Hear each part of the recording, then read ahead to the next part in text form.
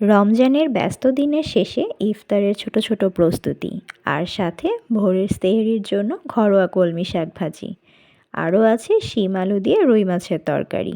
এই সব নিয়েই থাকছে আমার আজকের ভিডিও, চলেন শুরু করি। হ্যালো এভরিওয়ান, আসসালামু আলাইকুম। কেমন আছেন আপনারা? আশা করি সবাই অনেক ভালো আছেন। আলহামদুলিল্লাহ, আমিও অনেক ভালো আছি। সবাইকে পবিত্র রমজান মাসের আরও একবার শুভেচ্ছা জানিয়ে আজকে আরও একটা নতুন ভিডিও নিয়ে চলে আসলাম আপনাদের মাঝে।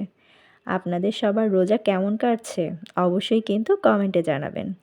দেখতেই পাচ্ছেন এখানে আমি সেহরির জন্য একটু প্রিপারেশন নিয়ে নিচ্ছিলাম। আজকে সেহরির জন্য শাক আর সেই সাথে শিম তরকারি রান্না করব, সেটাই গুছিয়ে নিলাম। এগুলো করতে করতে কিন্তু অলরেডি ইফতারের টাইমও হয়ে এসেছে। এখন তো ইফতারের প্রিপারেশন নিতে হবে। আজকে ইফতারে খুব একটা ভারী কিছু রাখিনি, চেষ্টা করেছি খুবই হালকা খাবার রাখার। যতই ভাজাভুজি কম রাখার চেষ্টা করি তারপরেও প্রতিদিন কিছু না কিছু আসলে করা হয়েই যায়।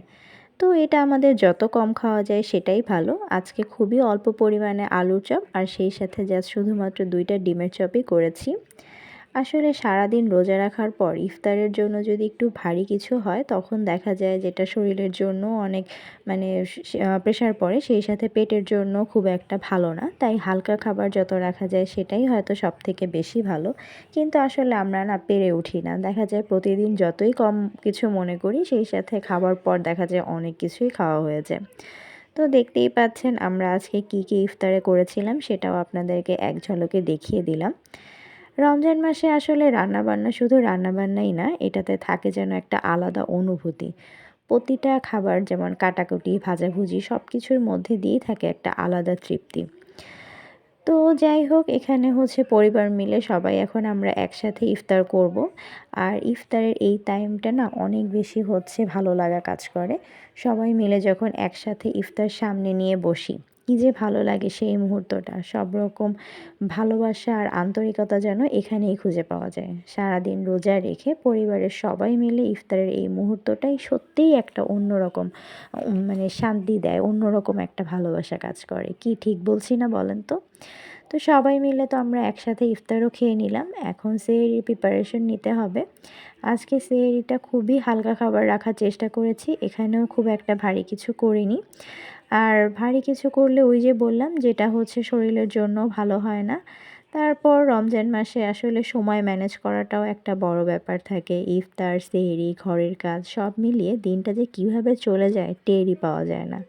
তারপরেও চেষ্টা করি এই ছোট ছোট প্রস্তুতি নিয়ে দিনটাকে সুন্দর করে তোলার।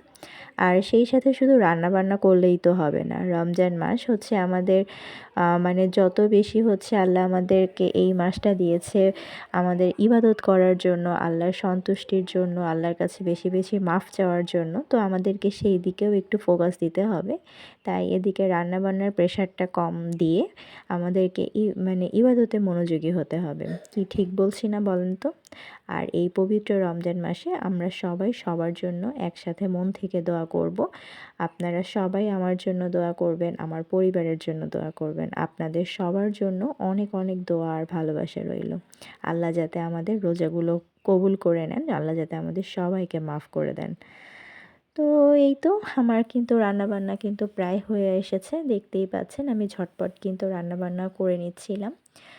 আর আমার আজকের এই ভিডিওটা কেমন লেগেছে অবশ্যই কিন্তু কমেন্টে জানাবেন। যদি ভালো লাগে প্লিজ একটা লাইক দিবেন। আর রমজান মাসের ভিডিও আরও দেখার জন্য আমার চ্যানেলটা প্লিজ সাবস্ক্রাইব করে রাখবেন। চেষ্টা করব আবারও খুব তাড়াতাড়ি আপনাদের মাঝে ফিরে আসতে। ততক্ষণ পর্যন্ত সবাই কিন্তু আমার সাথে থাকবেন। আর ওই যে বললাম, যদি ভিডিওটা ভালো লাগে লাইক, কমেন্ট অ্যান্ড শেয়ার করতে কিন্তু একদমই ভুলবেন না। সেই সাথে পবিত্র রমজান মাসে সবাইকে আরও একবার অনেক অনেক শুভেচ্ছা জানিয়ে ভিডিওটা এখানেই শেষ করছি। সবাই ভালো থাকবেন। আল্লাহ হাফেজ।